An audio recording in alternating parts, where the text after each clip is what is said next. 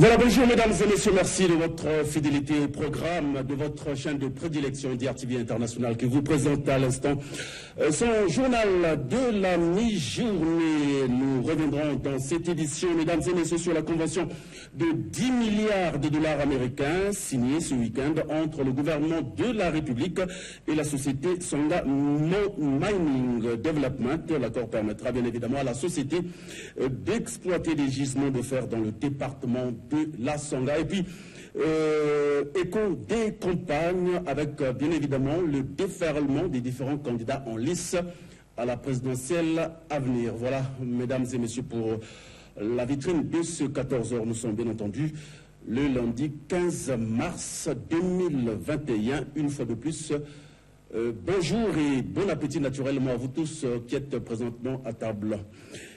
C'est le journal, mais tout d'abord, toutes nos excuses avec le léger retard avec lequel nous commençons cette édition, qui s'ouvre par cette convention d'exploitation minière qui a été signée ce week-end par les ministres Calixte Danongo des Finances et du Budget, Pierre Oba des Mines et de la Géologie, Ingrid Gislaine Ebouka Babakas des Transports et la société Songa Mining Development.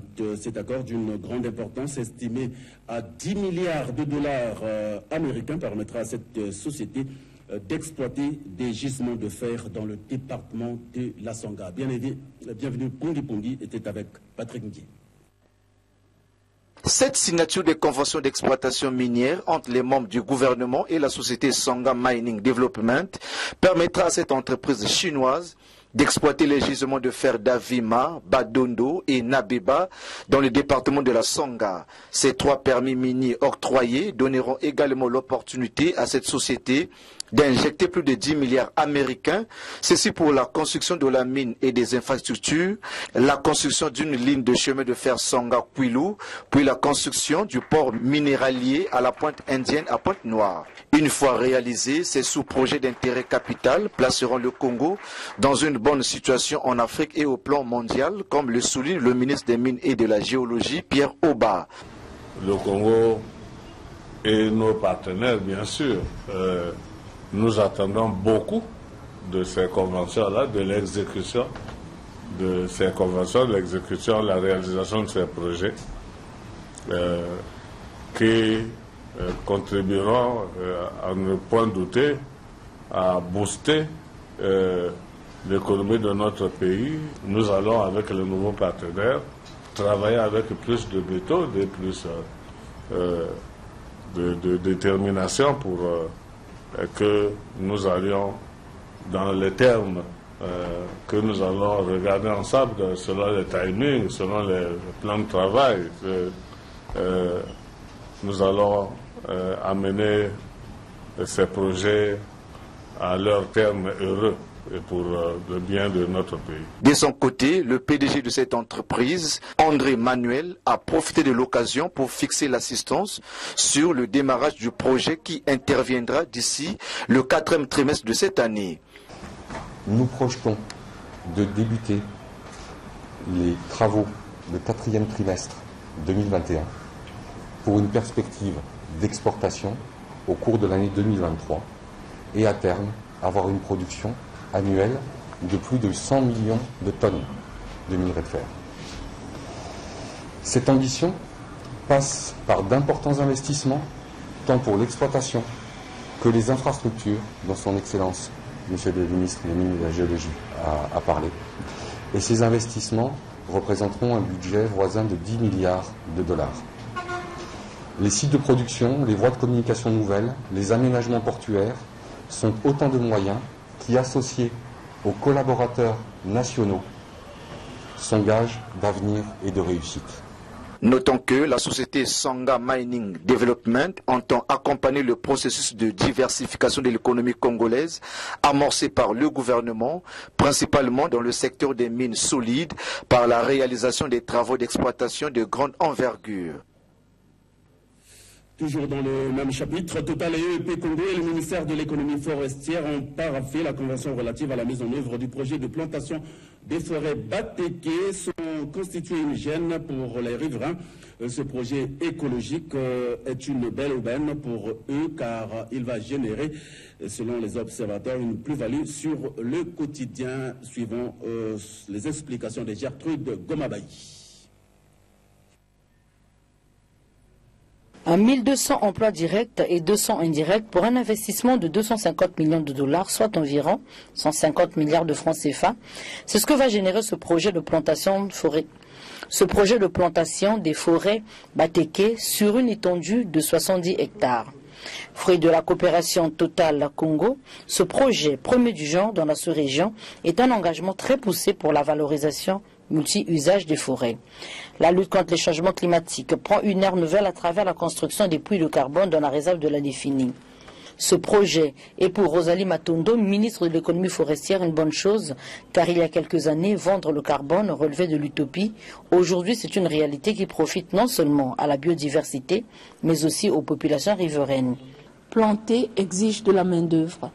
Et donc, du coup, à travers cette activité, nous allons créer alors des milliers et des milliers de main-d'œuvre, des jeunes surtout, parce qu'il faut des gens dynamiques forts.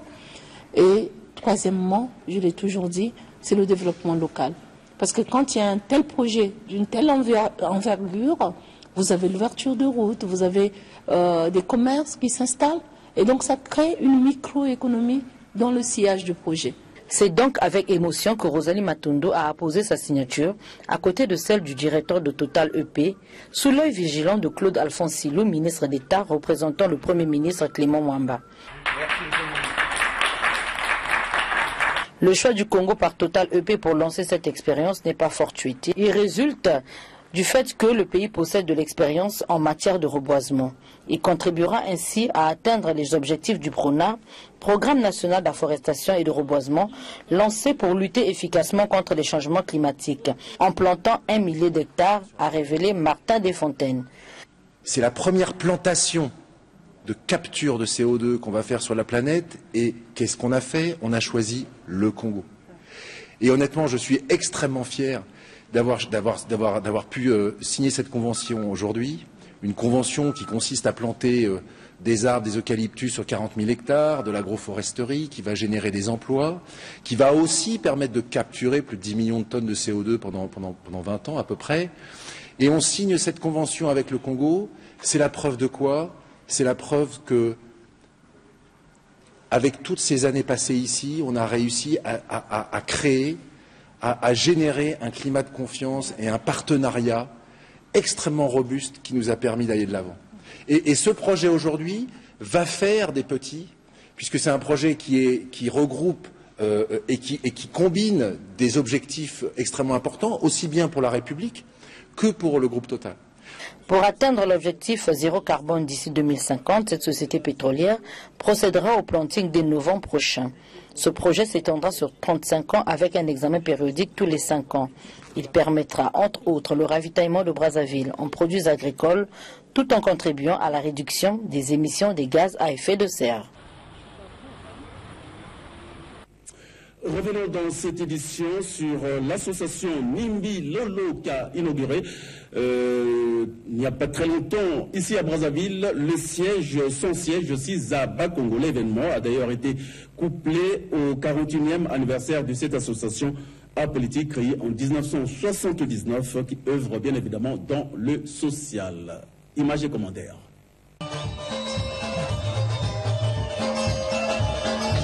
C'est une association apolitique qui a procédé à l'inauguration de son siège 6 à Bakongo, au 130 de la rue Ampère, le 28 février dernier. Un événement qui a coïncidé au 41e anniversaire de l'association Nimbi Logo, créée en 1979. Son président, Roland Samba, affectueusement appelé Yassamba, revient ici sur les temps forts de cette cérémonie d'inauguration. Le siège de notre association que nous inaugurons aujourd'hui va être un véritable de partage et de réflexion sur toutes les questions grandes questions sociales, culturelles, sportives et de développement économique qui intéressent notre communauté. Distingués invités, mesdames et messieurs, je suis convaincu que vous l'avez déjà bien compris, ce lieu est notre Mongi, où devront dorénavant se réunir les membres du bureau exécutif de notre grande association ainsi que les sages qui les entourent. Le président Denis Milolo a saisi cette belle occasion pour dresser le bilan de cette association qui souffle en cette année 2021 sa 41e bougie. Cette saison a été aussi marquée par des moments de joie et de bonheur. Nous pouvons citer entre autres notre remarquable participation au championnat de football dénommé Tournoi Yabidje en août 2019. Tournoi à l'issue duquel notre équipe a occupé le prestigieux rang de vice-championne. Nous pouvons également citer la célébration de notre 40e anniversaire en décembre 2019. Enfin, nous pouvons aussi relever notre soutien à l'effort de solidarité initié par le gouvernement de la République à l'égard des personnes dont le standing de vie a été négativement impacté par la pandémie de coronavirus qui sévit dans notre pays, le Congo, depuis mars 2020. Autre temps fort, la remise officielle de la coupe par le coordonnateur de cette association, Noël Baïdikila, au président de l'association Nimbi Lolo, Roland Samba.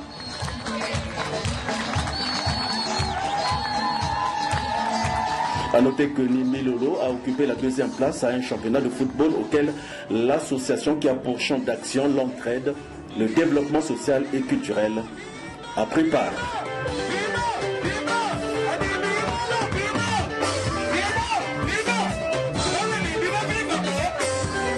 Voilà qui nous sert de pont pour aborder à présent l'écho des campagnes avec, pour commencer, un cahier où un carnaval de soutien en faveur du candidat Denis Sassou Nguesso a été organisé par la direction de campagne de l'arrondissement de Soulouka, carnaval qui a d'ailleurs sillonné les principales artères de la ville sucrière.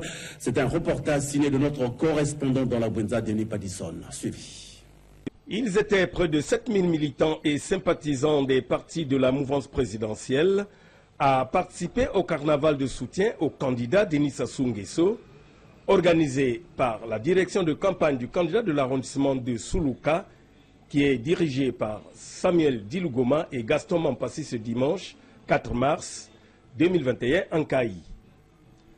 Parti du siège de campagne sur l'avenue de l'Indépendance vers l'hôpital de base, le carnaval est passé de l'avenue Sassou Nguesso, l'avenue de la Bwenza, en apprêtant l'avenue 31 juillet pour terminer à la place de la gare où s'est tenu un meeting regroupant les 2 arrondissements.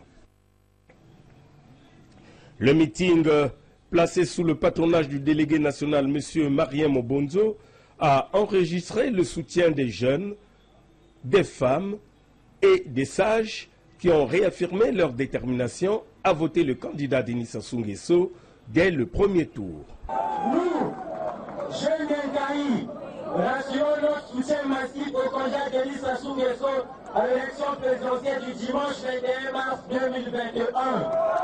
Nous, jeunes d'Incaï, promettons au candidat Denis Sassou Nguesso une victoire écrasante dès le premier tour, soit un coup à nous, femmes de l'organisation des femmes du Congo de la commune de Caï, soutenons fermement le camarade Denis Sassou Nguesso et lui promettons une victoire sans faille à l'élection présidentielle du dimanche 21 mars 2021 dès le premier tour. Nous, salles populaires de Caï, vous demandons de vous rendre massivement dans les bureaux de vote de dimanche 21 mars 2021 dans l'unité, la cohésion et la paix pour élire le candidat de l'expérience pour le développement de notre pays. Les 2 directeurs de campagne de Nkaï, Kibila pour l'arrondissement 1 et Dilungoma pour l'arrondissement 2, ont démontré au délégué national que pour leur part, le travail est bien ficelé. Kukwenda. Pour le rapport Schengen, déjà 7000 personnes qui présentent à la gare. Rassurez le président que votre engagement à la devant. Nous n'avons engagement devant nous, non? Est-ce que rassurer le président victoire dès le premier tour dimanche? La population incarnée en général n'est pas qu'engagement. Membre de la Couvigny a dit deuxième tour, il était levé. Marien Mobonzo, qui est venu faire le Saint-Thomas, promet transmettre à qui de droit la réalité du terrain. Merci beaucoup, population Ankaï, parce que nous puisons, nous les représentants, nous puisons à Kumona, nous savons que la population qui m'a la meso,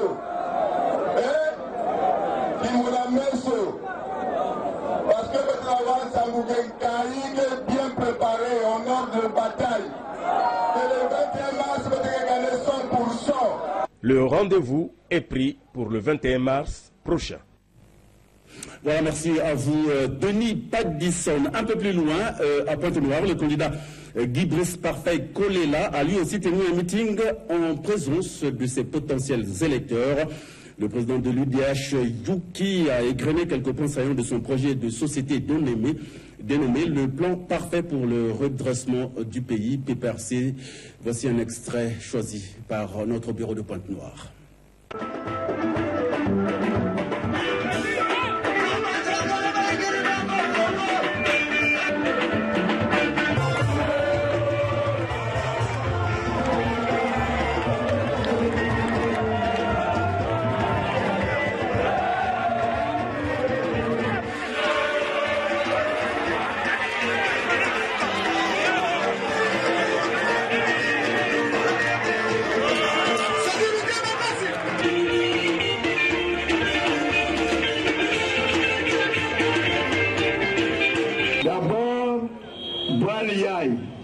Côté social, décentralisé, il y a que vendre en 4 provinces. Je vais vous dire. Province, que vendre na gouverneur. Na gouvernement ya Yandi. Na parlement ya Yandi. Donc na député ya na. Pointe-Noire, département ya Pointe-Noire. Na département ya Kwilu. Na département ya Niari. Que vendre kaka province 1 Mousse. Province ya littoral.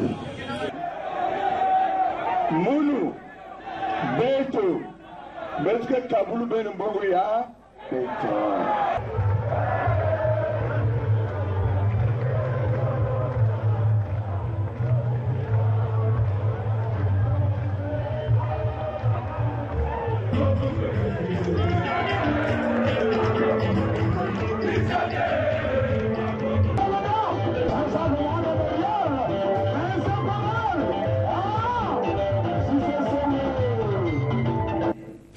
De son côté, Albert Onyangue, candidat à l'élection présidentielle de mars à venir, a été au Kwilu et à Pointe-Noire pour la suite de sa campagne. Le candidat pasteur a eu à Diosso une rencontre citoyenne et à Pointe-Noire un meeting sans trop de commentaires, suivant plutôt ce reportage signé Demontez Mavungu, accompagné d'Héritier Itoa.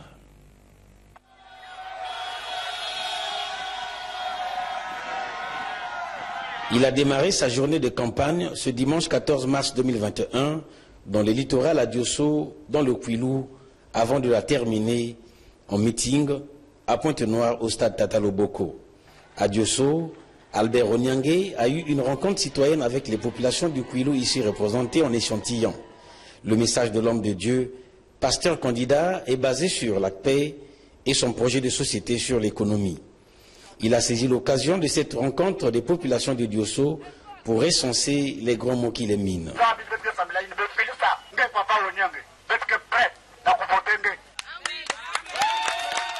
Albert Onyangue, de retour sur Pointe-Noire, a fait un carnaval de l'arrondissement 5 Mongopuku à l'arrondissement 3 Tchéti au stade Tata Loboko où l'attendaient ces nombreuses populations. Ici, Albert Onyangé a rappelé les piliers de son projet de société basé sur la foi, la pensée et l'action, tout en signifiant que sa candidature n'est pas le fruit d'un calcul politicien. Au terme du meeting, le pasteur candidat reprécise. Ce matin, je suis allé donc à Diosso, dans le Kwilu. J'ai voulu juste me faire connaître auprès des populations de Diosso, du Kwilu.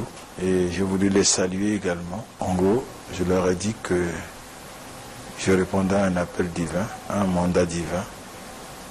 Et c'est à cause de cela que je voulais me présenter aux élections présidentielles, parce que c'est Dieu qui m'a mandaté de pouvoir le faire, à cause du cri des enfants, des Congolais, qui veulent réellement un changement.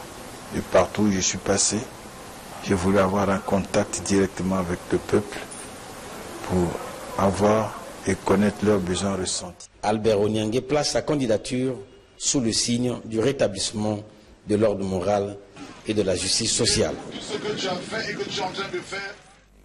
Poursuivons toujours avec l'écho de campagne pour parler cette fois-ci de la direction locale de campagne du candidat Denis Sassou Nguesso qui était à Tchambazassi dimanche en face des populations de cette contrée proche du Cabinda.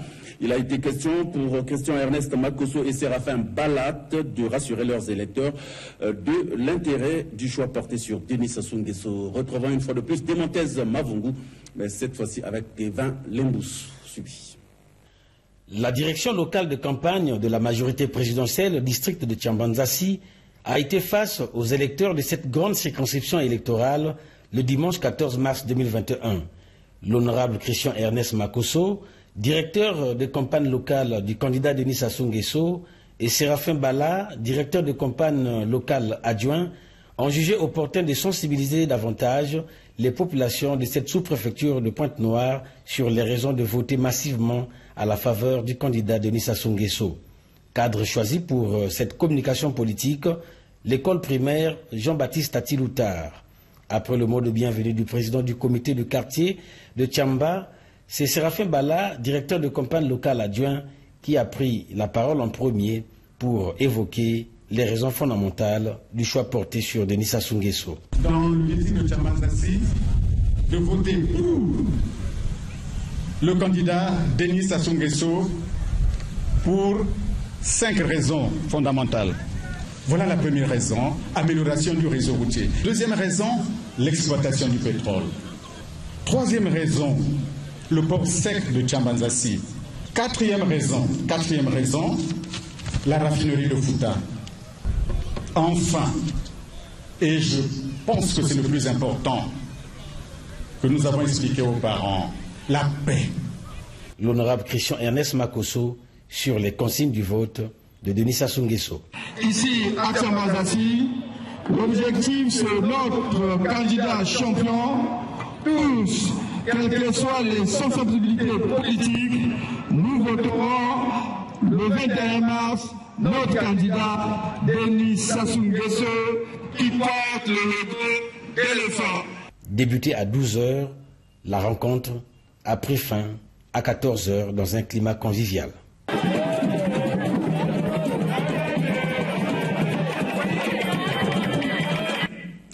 Le candidat Mathias Ndion, lui, était dans la partie septentrionale du pays, dans le cadre, bien évidemment, de la campagne présidentielle qui bat actuellement son plein. Il est passé dans plusieurs localités de la partie nord du pays. Retour sur cette tournée de Mathias Ndion dans ce condensé signé Giscard Maoungou.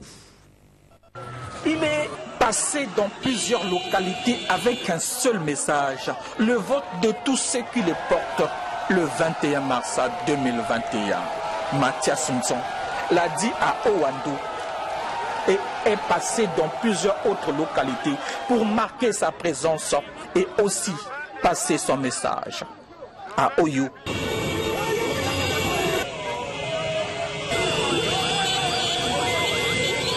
à Lekana, à Djambala et même à Ngo.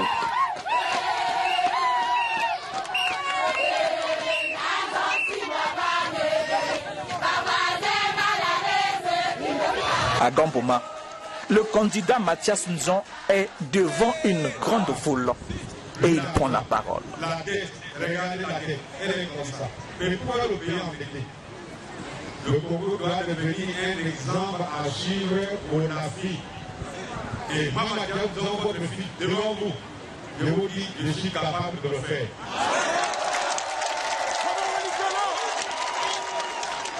Autre localité visitée, Inkwele, où en langue locale il a appelé au choix de sa candidature. Ce dimanche, il s'est retrouvé à Pointe-Noire, où un meeting était prévu.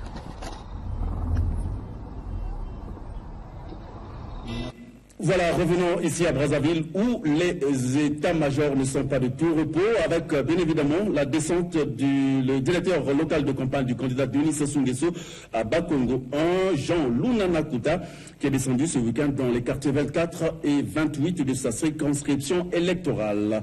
Il a entretenu les électeurs sur les idéaux du projet de société de Denis Sassou Nguesso. Images et commentaires. Après la première évaluation de la campagne de proximité menée par Jean Lunanakuta, directeur local de campagne de la circonscription de Bakongo 1 du candidat Denis Sassou Nguesso, il vient d'effectuer une descente ce samedi dans les quartiers 24 et 28 où il a entretenu les électeurs sur le projet de société de Denis Sassou Nguesso. Convaincus et persuadés, les habitants des quartiers 24 et 28 de Bakongo 1, notamment les mamans, ont promis porter leur choix sur le candidat Denis Sassou Nguesso. Autre fait, cette descente a aussi permis de susciter l'engagement des électeurs, jusque-là indécis. Ici est de retenir que le tout s'est passé en respectant les mesures barrières.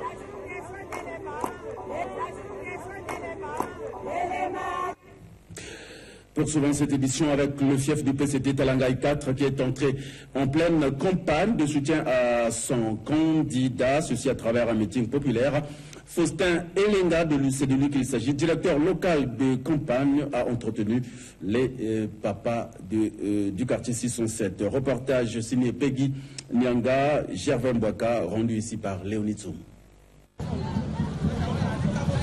Plus de 5000 personnes venues des quartiers 67, 68 et 69 Talangaï ont répondu présentes à la marche de soutien au candidat Denis Sassou Nguesso organisée par Faustin Elenga, directeur de campagne locale de Talangaï 4, fief du PCT. Cette marche qui a commencé à l'avenue de la Corniche à Mikalou et qui a eu pour point de chute le siège du PCT Talangaï s'est soldée par un meeting populaire de sensibilisation. Faustin Elenga invite les populations à voter massivement pour leur champion.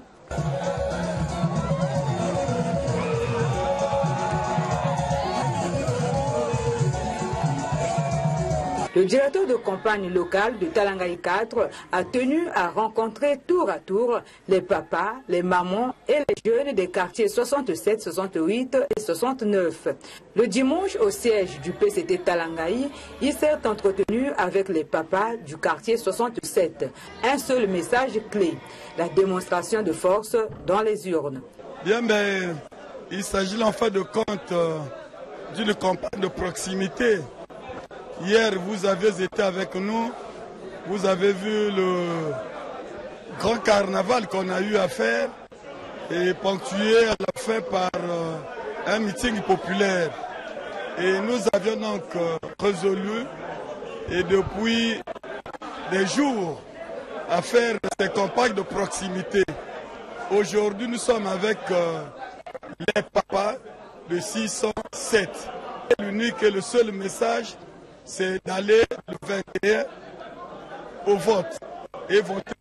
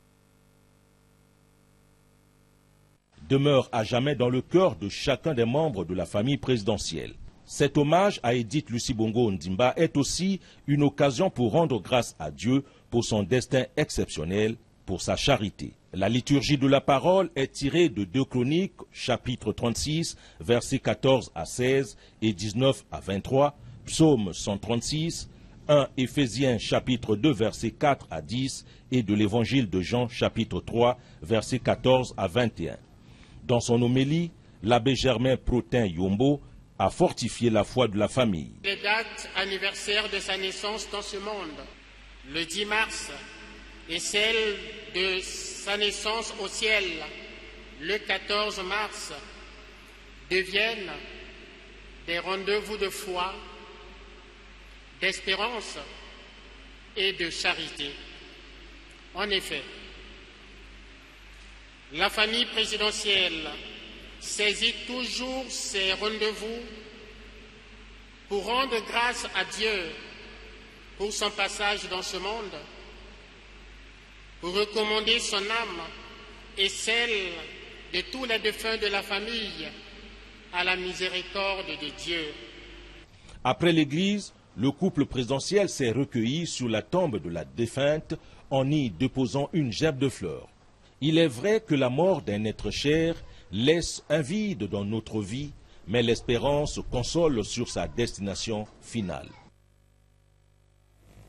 Et puis pour terminer, mesdames et messieurs, un peu de sport avec bien évidemment la finale du tournoi organisé par la plateforme dénommée Mon Président.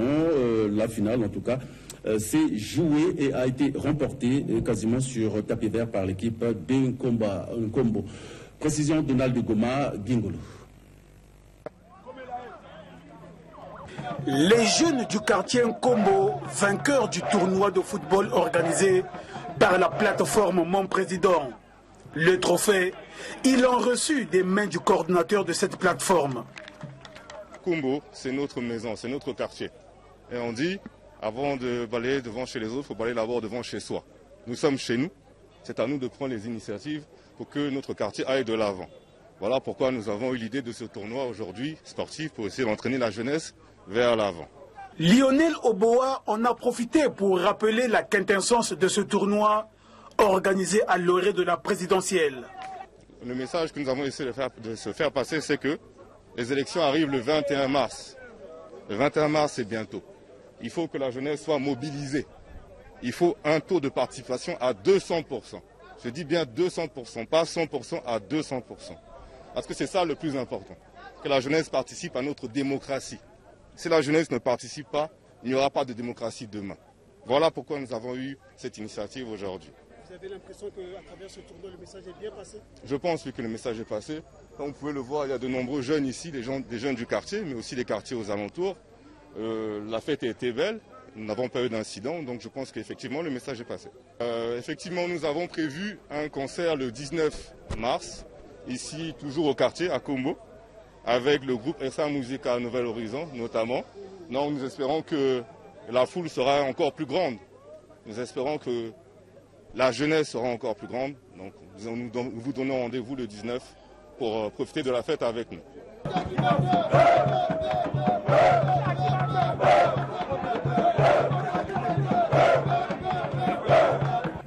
Voilà, c'est la fin de cette édition. Merci mesdames et messieurs de l'avoir suivi. Prochaine session tout à l'heure à 20h30 avec Bernida Sitou. On se fixe rendez-vous demain à la même heure. Mais sachez que celui qui vous prête ses yeux vous dira forcément où est-ce que vous devez regarder. Au revoir et à demain.